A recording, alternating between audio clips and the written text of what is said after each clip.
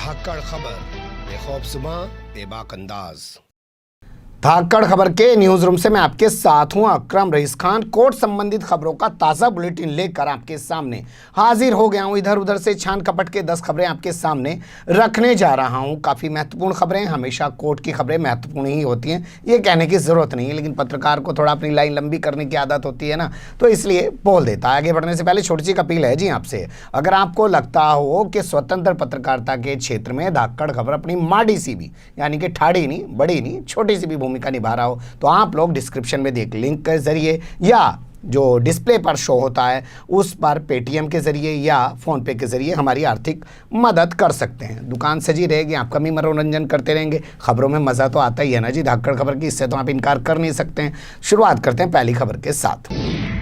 पहली खबर, जैसा कि मैंने आपसे कमिटमेंट किया था, लेकिन बीच में हम लोग चूक रहे थे इस बात से और लगातार बुलेटिन भी आपके सामने नहीं रख रहे थे।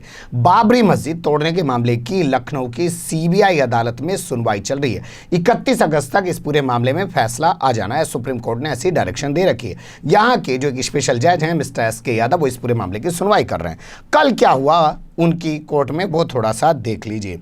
कल वो टाइम पे पहुंच गए कोर्ट के अंदर, लेकिन कोई भी आरोपी अपने बयान दर्ज कराने के लिए वहां नहीं आया। उनके वकील आए और वकीलों ने आके कहा, साहब माफ़ कर दीजिए, फलानी मजबूरी है, अम्मा बीमार है, अब्बा बीमार हैं, बेटी बीमार है, कहीं पे कान गर्म है, कहीं पे पैर गर्म है। ये तमाम बहाने बनाते हुए माफ़ी अर्जी लगा दी। वो हाजिर नहीं हो पा रहे हैं, डॉक्टर के गए हैं, बेटी के गए हैं, बेटे के गए, ये सब नौटंकी एप्लीकेशनों में वकील सब जानते हैं क्या लिखना होता है। वो सब लिख के पहुँचे कोर्ट में। जज साहब ने वो एप्लीकेशन स्वीकार तो कर ली, लेकिन वो खासे नाराज़ हुए, कहा कि इनका सबका पता नोट कराइए। अब पता तो तमाम एफआईआर में दर्ज है, आरोपी हैं, तमाम चीज़ों में दर्ज है। खैर, तो उनका कहा कि उनका पता नोट कराइए और इनके खिलाफ सख्त कार्रवाई की जाएगी। ये लोग 17 तारीख को हाजिर हो जाएं, यानी कि आज मैं बुलेटिन रख रहा हूँ आपके सामने। अब देखते हैं आज कौन कौन वहाँ हाजिर होगा, उसकी डिटेल भी हमारे तक पहुँचेगी तो हम आपके सामने रखने की कोशिश करेंगे। लेकिन सोच लीजिए कि कोर्ट के सामने ये लोग नहीं पहुंच पा रहे हैं, कितने गंभीर हैं ये लोग इस मामले को लेकर। ये तो चाह रहे हैं मोदी जी बुनियाद रख दे, राम मंदिर का निर्माण शुरू हो जाए, फिर कह रहे हैं भैया अब क्या करना है इस मुकदमे का, किस काम का आयु मुकदमा बंद करो या किताब सी जज साहब खोल के बैठ जाए यहाँ से। अगली खबर का रुख कर लेते हैं। दिल्ली दंगों से जुड़ी हुई काफ़ी महत्वपूर्ण खबर है। दिल्ली हाई कोर्ट ने 4 अदालतें बनाई हैं दिल्ली दंगों पे सुनवाई के लिए, जामिया हिंसा पे सुनवाई के लिए। ये अदालतें जो हैं पूरे मामले की सुनवाई करेंगी। बताऊंगा आपको कितने केस दर्ज हुए हैं, कितने लोग गिरफ्तार हैं, कौन कौन आरोपी बनाए गए हैं, तमाम चीज़ें। लेकिन उससे पहले जान लीजिए 2 सेशन कोर्ट होंगी और इसके अलावा 2 लोअर कोर्ट होंगी। इनमें से 2 कोर्ट जो हैं वो दिल्ली की कटकडुमा कोर्ट के अंदर होंगी, जो डिस्ट्रिक्ट कोर्ट है। इसके अलावा पटियाला हाउस कोर्ट के अंदर भी इसी तरीके से 2 कोर्ट होंगी, यानी कि एक सेशन वहाँ पे, एक लोअर कोर्ट वहाँ पे, एक सेशन यहाँ पे और एक लोअर कोर्ट यहाँ पे। इस तरीके से ये व्यवस्था बनाई गई है। जजों के नाम का ऐलान कर दिया गया है। अब देखते हैं कब से यहाँ पे ट्रायल शुरू हो जाएगा। बता दें आपको, अभी दिल्ली दंगों के मामले में क्राइम ब्रांच जो है वो 94 यार दिल्ली पुलिस जो है मिला के दोनों 94 चार्जशीट दाखिल कर चुके हैं। 500 लोगों को इसमें आरोपी बनाया जा चुका है। बता दें आपको, कुल मुकदमे जो दर्ज हुए थे हमारे आंकड़े के मुताबिक 752 केस दर्ज हुए थे दिल्ली दंगों के दौरान, जिसमें 53 मर्डर के केस थे और 53 मर्डर के केस समेत ऐसे ही 6 और केसों को मिलाकर 59 केस क्राइम ब्रांच को सौंपे गए थे, जिनके क्राइम ब्रांच जांच कर रही है। अब चार्जशीट दाखिल होने का सिलसिला आपके सामने आ चुका है। अब अदालतों का गठन कर दिया गया है। स्पेशल अदालतें इस पूरे मामले की सुनवाई करेंगी ताकि जल्दी ये मामला सुलटाया जा सके। अब अगली खबर का रुख कर लेते हैं। सुप्रीम कोर्ट से खबर आ रही है, काफ़ी महत्वपूर्ण टिप्पणी है, आप लोग इसे नज़ीर के तौर पे रख सकते हैं, क्योंकि निचली अदालतें उस तरीके से काम नहीं कर रही है जैसा शायद सुप्रीम कोर्ट डायरेक्शन दे रहा है। हालांकि हाई कोर्ट बहुत अच्छा काम करते हुए दिखाई दे रहे हैं। कोरोना महामारी से दिनों दिन बिगड़ती जा रही है भारत की स्थिति, ये सुप्रीम कोर्ट के जज साहिबान ने कहा। ये टिप्पणी करते हुए सुप्रीम कोर्ट के जज साहिबान ने कहा कि पंजाब के रहने वाले जो ड्रग्स के आरोपी हैं, कारोबारी भी हैं, जगजीत सिंह चहल जिनका नाम है, वो उनका पैरोल रद्द नहीं किया जा सकता। भाई अदालत ने कहा कि लाके इनको जेल में धर दोगे, यहाँ भीड़ बढ़ जाएगी, फिर कोरोना फैल गया तो फिर क्या होगा जी, हैं। तो पंजाब सरकार का जो वकील था वो कह रहा था साहब इनकी पैरोल रद्द करो, इन्हें जेल के भीतर डालो। तो कोर्ट ने कहा भाई भीतर डाल देंगे, वहाँ भीड़ हो जाएगी, कोरोना फैल जाएगा, फिर क्या होगा। तो कोर्ट ने कहा कि अभी ऐसी बहस मत करिए, अभी फिलहाल पैरोल पे बाहर रहने दीजिए। जस्टिस RF नरीमन, जस्टिस नवीन सिन्हा और जस्टिस BR गवई की बेंच ने ये पैरोल वाले मामले पर सुनवाई करते हुए कहा है, साफ कहा कोर्ट ने, इससे आप अंदाज़ा लगा लीजिए निचली अदालतों में छोटे छोटे मुकदमों में ज़मानत नहीं दी जा रही है या पुलिस बहुत सारे लोगों को उठा के जेल में डाल रही है, तो कम से कम जो निचली अदालतें हैं वो सुप्रीम कोर्ट की इसी चिंता को समझ लें। सुप्रीम कोर्ट भीड़ कम करना चाहता है कोर्ट के अंदर। अगर हल्के फुल्के मामले हैं तो उसमें क्या ज़रूरत है जेल में रखने की। इस आदमी पे तो ड्रग्स का माफिया होने का आरोप है और पैसे की धोखाधड़ी करने का भी आरोप है। इस आदमी को 19 फरवरी को रिहा किया गया था। 16 जुलाई को इसके मामले में फिर से सुनवाई होगी, लेकिन उससे पहले ही पंजाब सरकार ने कहा कि इसका पैरोल रद्द करके इसको जेल में डाल दिया जाए, लेकिन कोर्ट ने मानने से इनकार कर दिया। तो निचली अदालतें थोड़ा समझें चीज़ों को कि बस जज साहब हैं जी, आज तो मूड खराब है ना सुनने के केस, अगली तारीख लगा दो। अगली खबर का रुख कर लेते हैं।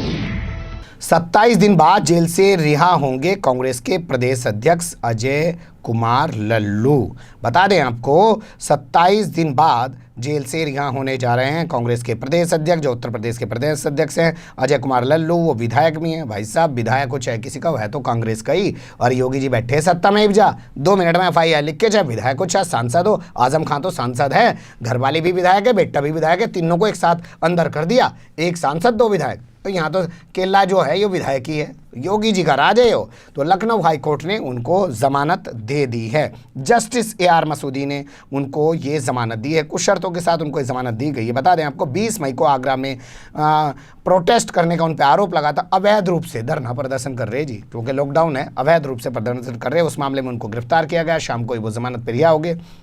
लेकिन उसके बाद फिर उन्हें रात में गिरफ्तार कर लिया गया और उन पर आरोप लगाया गया कि भैया जो गाड़ियों के नंबर दिए ना, बसुगे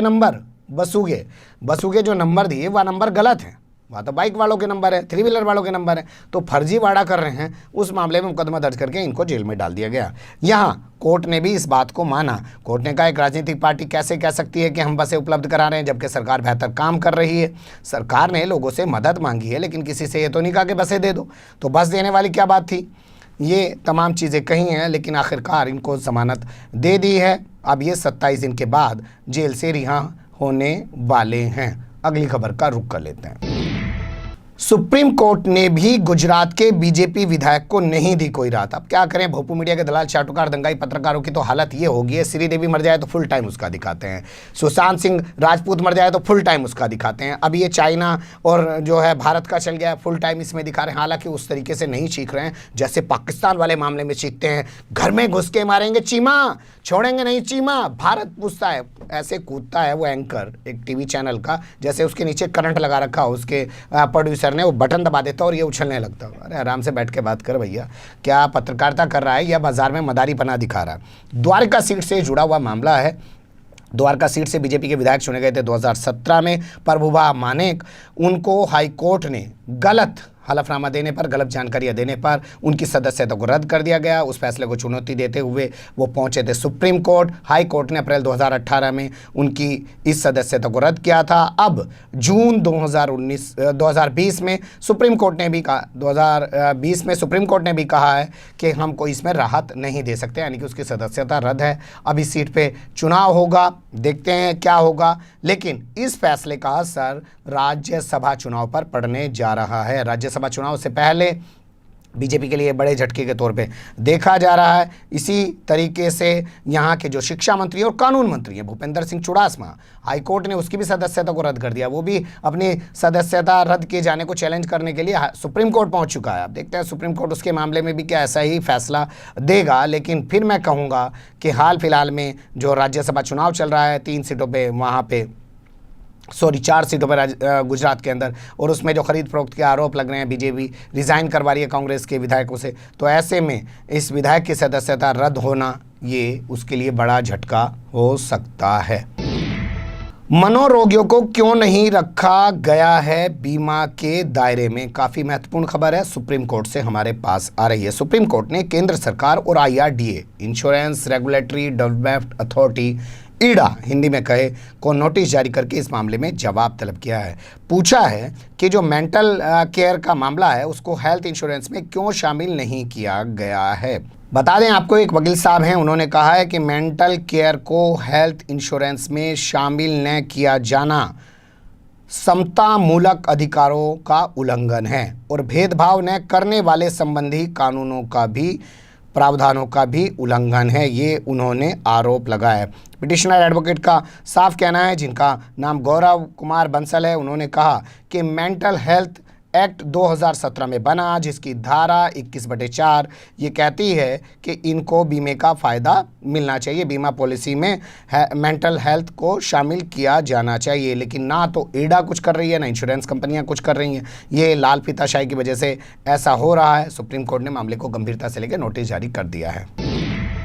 कोई भी वैकल्पिक व्यवस्था किए बिना ज़रूरी सुविधा बंद न की जाए, ख़त्म न की जाए, तोड़ी फोड़ी न जाए, ये दिल्ली हाई कोर्ट से खबर आ रही है। आप इसको नज़ीर के तौर पर अपने पास संभाल के रख सकते हैं। किसी भी ज़रूरी सुविधा को रिनोवेट करने से पहले या उसको बढ़ाने से पहले, भाई कह रहे छोटा आज ही कोठा तोड़ के बड़ा सा बनाएंगे कोठा, लेकिन भाई कोठे में पहले से जो लोग रह रहे वह कहाँ जाएंगे, या भी तो व्यवस्था होनी चाहिए। तो बढ़ाने से पहले उससे जुड़े जो भी लोग हैं, व्यवस्था है जो भी जुड़ी हुई है, उसके लिए एक वैकल्पिक व्यवस्था करना बेहद ज़रूरी है। दिल्ली हाई कोर्ट के जस्टिस नज़मी वज़ीरी ने ये कहा है। और किस मामले में कहा है वो बता दें आपको। दिल्ली का एक इलाका पड़ता है किराड़ी, वहाँ का एक गांव पड़ता है निठारी। वहाँ पे 2 चबूतरे बने हुए थे। वहाँ के गांव के लोग उन्हीं चबूतरों पर अंतिम संस्कार करते थे। आजकल आपको पता है कोरोना के चलते मौतें भी ज़्यादा हो रही हैं, तो लोग इस शमशान घाट में भी चले जाते हैं, उस शमशान घाट में भी चले जाते हैं। अब भैया यहाँ की जो नॉर्थ MCD है जिस पे बीजेपी का कब्जा है, उसके दिमाग में एक आइडिया है कि भाई इन्हें तोड़ के ना बड़ा सा बनाएंगे, और जाके उन्हें तोड़ दिया। अरे तोड़ तो दिया, वह काम तो थारे में बंद कर दिया। तो उसको लेकर गांव के लोग जो हैं वो पहुंच गए हाईकोर्ट। उन्होंने कहा ठीक है साहब, ये कह रहे तोड़ के बड़ा करेंगे, लेकिन पहले एक वैकल्पिक व्यवस्था तो देते, उसके बाद तोड़ते हुए अच्छे लगते। इन्होंने आया तोड़ दिया। तो इस पर कोर्ट खासा नाराज़ हुआ है और इस मामले में वो लगातार सुनवाई करने के मूड में है। इस मामले में उसने जवाब तलब किया है बहुत सख्ती से और अगली सुनवाई की तारीख तय कर दी है। हमारे सामने मामला आएगा तो हम भी आपके सामने लाने की कोशिश करेंगे। 19 जून की तारीख है, क्योंकि भैया गारंटी नहीं है आज जो खबर पढ़ रहे हैं अगली खबर नज़र से ना गुजरे, क्यों कर करेंगे। अगली खबर का रुख कर लेते हैं। मजदूरों के 3200 करोड़ रुपए की CBI से कराई जाए जांच, ये मांग लेकर दिल्ली हाई कोर्ट में एक पिटीशन दाखिल की गई है। बताया जा रहा है कि दिल्ली में रियल एस्टेट से जुड़े मजदूरों के लिए जो जुटाया गया था फंड, जिसका नाम कहा जाता है सेस फंड, जो जुटाया गया 3200 करोड़ रुपए का है, वो कुछ मजदूरों को दे दिया गया, कुछ को नहीं दिया गया और खुर्द-बुर्द कर दिया गया। उसका पता नहीं चल पा रहा है वो पैसा कहाँ गया है। तो उसकी जांच CBI से होनी चाहिए। जस्टिस विपिन सांघी और जस्टिस रजनीश भट्टागर की बेंच के सामने एक NGO ने ये मामला दाखिल किया है, जिसके बाद दिल्ली सरकार, केंद्र सरकार और इसके अलावा भवन निर्माण कर्मचारी कल्याण बोर्ड को भी नोटिस जारी कर कोर्ट ने जवाब तलब किया है। बता दें आपको, जो रियल एस्टेट होता है, बिल्डिंग बना हुआ है ना, उसे रियल एस्टेट का कारोबार बोल रहे हैं। उनसे क्या रखा, मजदूरों के लिए कुछ पैसा तुम दो, कुछ पैसा सरकार देगी। तो वो सेस फंड होता है, उसको एक जगह इकट्ठा कर लिया जाता है। फिर कहा जाता है कि हम वो मजदूरों के फलाह बहबूद के लिए, उर्दू में बात कर रहा हूँ, हिंदी में बात कर लेते हैं, कि उनके उत्थान के लिए हम वो पैसा खर्च करेंगे। लेकिन वो पैसा जो है खुर्द-बुर्द कर दिया गया। अनियमितता का उसमें आरोप लग रहा है। NGO ने ये पिटीशन दाखिल की है और इस पर नोटिस जारी हो गया है। काफ़ी महत्वपूर्ण ये मामला है। अगली खबर का रुख कर लेते हैं। पत्रकारों पर होने वाली FIR मामले में सुनवाई करने से कोर्ट ने इनकार कर दिया। बता दें आपको, सुप्रीम कोर्ट के अंदर एक एडवोकेट पहुंचे थे, उनका नाम घनश्याम उपाध्याय। उन्होंने कहा साहब अर्णब गोस्वामी पे FIR दर्ज कर दी, साहब सुधीर चौधरी पे FIR दर्ज कर दी, साहब अमीश देवगन पे FIR दर्ज। ये लोग राष्ट्रवादी पत्रकार हैं और इन पे FIR दर्ज करके जो देशद्रोही टुकड़े टुकड़े गैंग है, खान मार्केट गैंग है, लुटियंस गैंग है, जो शाम को आके एंकर चिल्लाता है ना, उसी वाले स्टाइल में बता रहा हूँ, वो गैंग है। वो इन्हें डराने की कोशिश कर रहे हैं, वो इन्हें जो है धमकाने की कोशिश कर रहे हैं। तो ऐसे में कानून आपको बनाना चाहिए। कोई भी पत्रकार पर FIR दर्ज होने से पहले प्रेस काउंसिल ऑफ इंडिया की मंजूरी लिए जाना लाजमी होना चाहिए, अनिवार्य होना चाहिए। इसके अलावा आप कोई एक न्यायिक सिस्टम बना सकते हैं कि भाई पहले वहाँ जा, वहाँ से अनुमति लेके आ। जैसे डॉक्टर वाले मामले में पहले बोर्ड में जाते हैं, जी डॉक्टर के खिलाफ कोई लापरवाही का मुकदमा दर्ज होना है, बोर्ड अनुमति देता है, तब जाके डॉक्टर के खिलाफ मुकदमा दर्ज होता है। तो ऐसे ही व्यवस्था बना दो। कोर्ट ने कहा भैया हम ना सुनते इसको, इसे ले अपनी पिटीशन को और सरकार के पास जाए, और सरकार का काम है वो तय करेगी कि FIR दर्ज होने के लिए क्या व्यवस्था दी जाए ना दी जाए। और ये कहते हुए उसकी पिटीशन को खारिज कर दिया। ये इस बुलेटिन की आखिरी खबर है जो आ रही है हमारे पास सुप्रीम कोर्ट से। गोवा से जुड़ी हुई ये खबर है। गोवा के 10 विधायकों को अयोग्य ठहराने के मामले में सुप्रीम कोर्ट के अंदर एक पिटीशन दाखिल की गई है, जिसमें कहा है कि 1 महीने के अंदर अंदर इन विधायकों को अयोग्य घोषित ठहरा दिया जाए। कोर्ट ने कहा अच्छा भाई ठीक है, तुम आगे पिटीशन लेकर सुनवाई कर लेते हैं, ऐसे तो मामला कोरोना का चल रहा है। इन 10 विधायकों में से 3 मंत्री भी हैं। कहा गया है कि जब तक इनकी सदस्यता पर कोई फैसला ना हो जाए, इनको विधानसभा की कार्रवाई में शामिल ना होने दिया जाए। जो 3 मंत्री हैं उनको भी कैबिनेट मीटिंग है या किसी और तरीके की चीज़ है, उनको अपने मंत्रालयों की कार्रवाई से वंचित कर दिया जाए, दूर रखा जाए। इस पूरे मामले को 1 महीने में सुनने की गुहार लगाई गई है। ये खास तौर पे 4 हफ्ते का नोटिस भेज के जवाब तलब कर लिया है विधानसभा अध्यक्ष से, 10 विधायकों से सुप्रीम कोर्ट ने। और कांग्रेस के जो ये सारे विधायक हैं, ये कांग्रेस छोड़कर बीजेपी में चले गए थे। भैया सबको सत्ता का लालच है। अच्छा विधायक है तो इनके पुराने दुराने कुछ मामले भी हों, लफड़े झगड़े भी हों, इधर से उधर पैसा भी कर रखा हो, इनकी दबी रहती है। सरकार जो है उसी का फ़ायदा उठा के जो है उसमें शामिल कर लेती है। और नरेंद्र मोदी के दौर शुरू होने के बाद तो ये ज़्यादा देखने को मिल रहा है। गोवा के जो कांग्रेस के प्रदेश अध्यक्ष हैं, जिनका नाम है गिरीश चोडंकर, उन्हों की तरफ से ये बेंच सुप्रीम कोर्ट में दाखिल किया गया है और जिस पे सुप्रीम कोर्ट सुनवाई करने के लिए तैयार हो गया है। तो कभी मणिपुर वाले आवें कि हमारे को रोक लगा दो जी, हमारे विधायकों को कांग्रेस के लोग, कभी मध्य प्रदेश वाले हमें, कभी राजस्थान वालों को डर सतावे। सारा डर कांग्रेस वालों को ही क्यों सतावे? कांग्रेस क्यों नहीं बीजेपी के तोड़ लेती? अगली खबर एक आपके सामने रखूंगा, उसे थोड़ा ध्यान से सुनिएगा कि लगता है अब कांग्रेस भी पलटवार करने लगी है एफआईआर के मामले में। फिलहाल कमेंट्स के रूप में आप लोग अपनी राय दे सकते हैं, खबर को लाइक कर सकते हैं, चैनल को सब्सक्राइब कर सकते हैं और ज़्यादा से ज़्यादा हमारी खबरों को शेयर कर सकते हैं। फिर ऐसे ही किसी सुलगते हुए उलझते मुद्दे लेकर मैं आपके सामने हूँगा हाजिर। फिलहाल अभी मुझे नहीं इजाज़त।